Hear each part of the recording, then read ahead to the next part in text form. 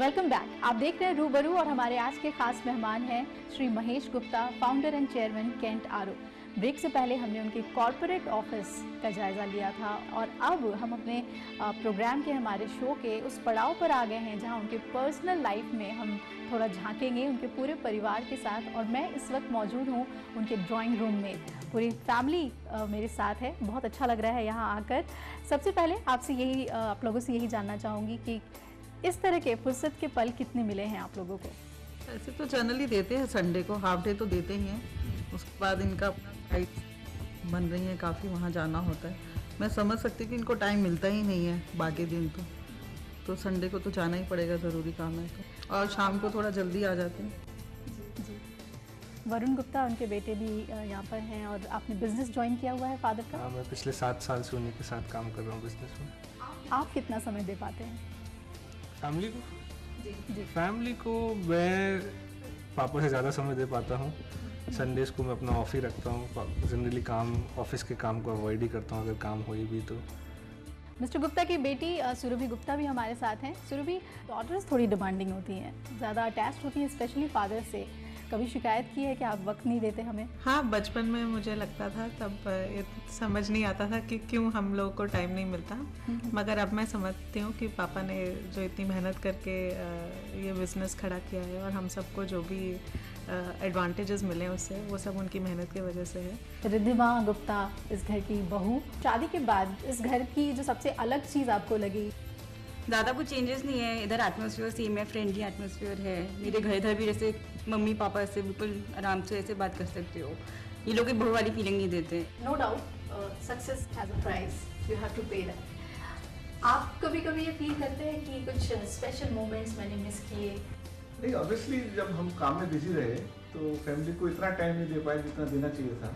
और जब बच्चे छोटे थे तो ऑब्वियसली उनको फीलिंग आई होगी, उस वक्त शायद मेरे को इतनी फीलिंग नहीं आई होगी, इसलिए क्योंकि जब काम में बिजी रहे तो काम में बिजी रहे। वैसे बच्चों ने जो कहा वो आपने सुना ही उसके बाद। लेकिन पूरे फैमिली को वेल नेट रखने की जिम्मेदारी मुझे लगता है सुनीता जी पर आ गई होगी पूरी तरह से। और आपने मुझे ये भी बताया था कि ये हमेशा से एक सर्विसमैन के साथ लाइफ स्पेंड करना चाहती थी। सुनीता जी, आप बताइए कि क्यों, जब इन्होंने ऐसा सोचती थी, पर इनके साथ भी शादी करके जब बाद में बिजनेस में भी आ गए तो भी अच्छा लगा मुझे। वो पहले एक शादी से पहले एक डर होता है, फियर होता है, वो सब इनके साथ है। थोड़ा मिस करा इनको क्योंकि बहुत हेक्टिक थी इनकी लाइफ। बच्चों का सारा लोड, पेरेंट्स का सारा लोड मेरे ऊपर आ गया, पर ठीक लगा मुझे। धीरे धीरे 1-2 साल ऐसा लगा।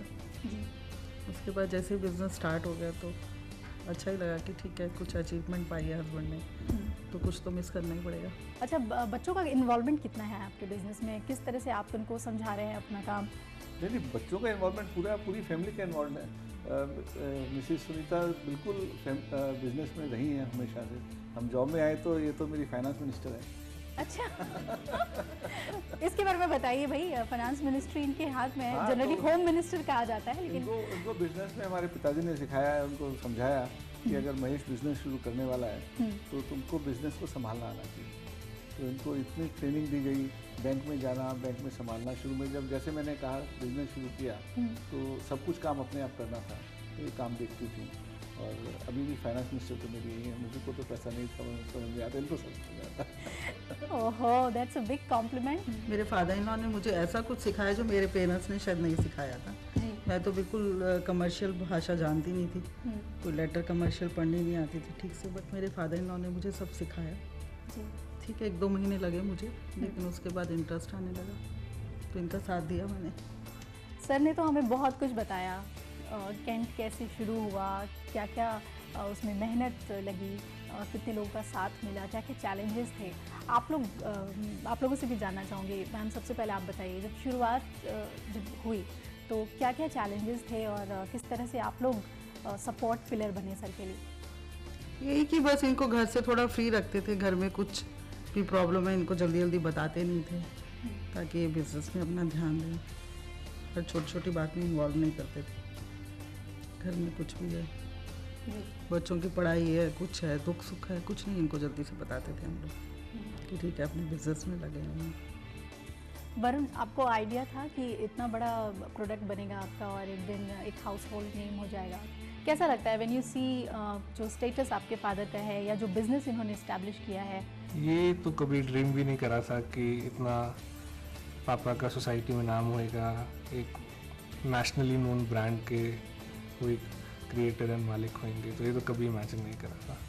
जब केंट आरो शुरू करा था उस 98-99 में, मैं ख्याल से 9th-10th क्लास में होता था, तो उस टाइम वाटर प्यूरीफायर में खाली एक्वागार्ड मिलता था। तो जो फ्रेंड्स से डिस्कस करते थे कि नया वाटर प्यूरीफायर बना रहे हैं पापा, तो उनका भी कहना, वो भी हंसते थे कि एक्वागार्ड तो सबके घर में होता है, तुमने क्या नया बिजनेस शुरू करा है, ये नहीं चलेगा, वो नहीं चलेगा।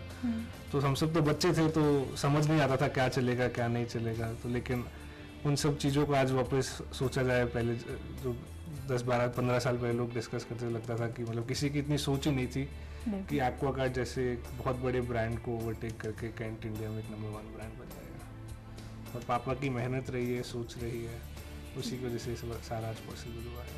आप तो कई बार अवार्ड्स भी लेने गए हैं, I have seen your pictures taking awards लिए हैं, लेकिन पापा के ही बिहाफ पे लिए हैं।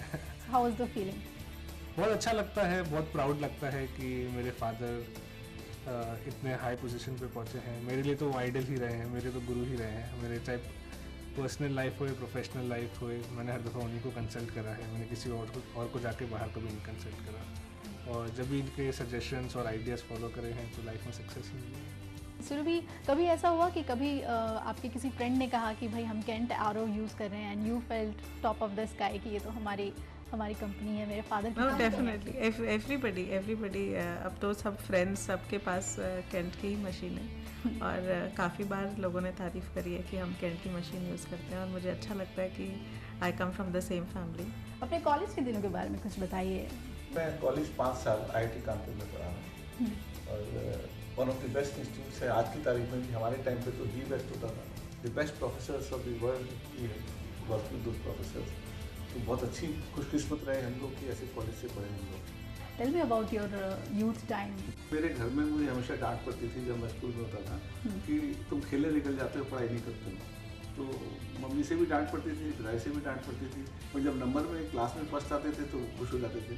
कुछ मस्ती टाइम बताइए। नहीं, मेरा ज़्यादा रुचि ब्रिज में रही है, जो कार्ड गेम है। कॉलेज के टाइम से ही हम लोग कार्ड गेम में बहुत ज़्यादा शौक रखते थे। म्यूजिक, मूवीज, इन चीज़ों से कितने अटैच? 3 Idiots भी देखी थी। 3 घंटे आराम से बैठ लेते हैं सिनेमा हॉल में। बाहर आके बोलते मेरे 3 घंटे लाइफ के खराब कर दिए तुम लोग। That's why I asked. वहाँ म्यूजिक का काफ़ी शौक है आपको? तो म्यूज़िक मतलब जो मेलोडियस सॉन्ग्स होते हैं। Favourite singer?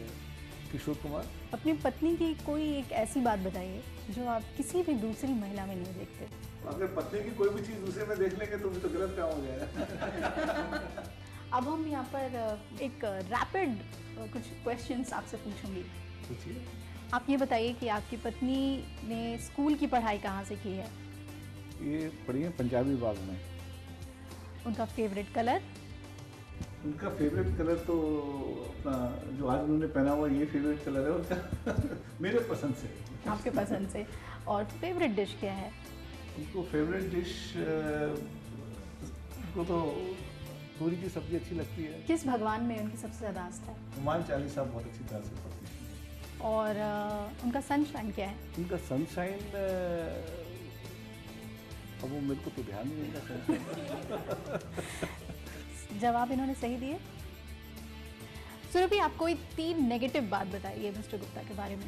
पापा बहुत ज़्यादा रैशनल माइंडेड है, जो बहुत अच्छी चीज़ है, बट शायद मैं सोचती हूँ लाइफ में हर चीज़ रैशनल नहीं होती, इमोशनल भी होती है, तो दोनों एस्पेक्ट्स को देखें वो। दूसरा, फैमिली को टाइम और दे सकते हैं अगर उनके पास टाइम है तो। तीसरी चीज़ मुझे लगता है कि पापा ने इतने साल बहुत मेहनत करी है और अब वो अपने खुद के इतना उन्होंने जो लग्जरीज हम सब फैमिली को दी हैं, जितना हम उसको एंजॉय कर पा रहे हैं वो खुद नहीं कर पा रहे हैं। अब हम अपने शो के आखिरी पड़ाव पर हैं। मैं चाहूँगी कि नए एंटरप्रेन्योर के लिए आप कुछ संदेश दें। मैं सबसे पहले कहूँगा कि हर आदमी को हक है सपने देखने, और उनको सपने देखने चाहिए और अपने सपने पे बिलीव रखना चाहिए।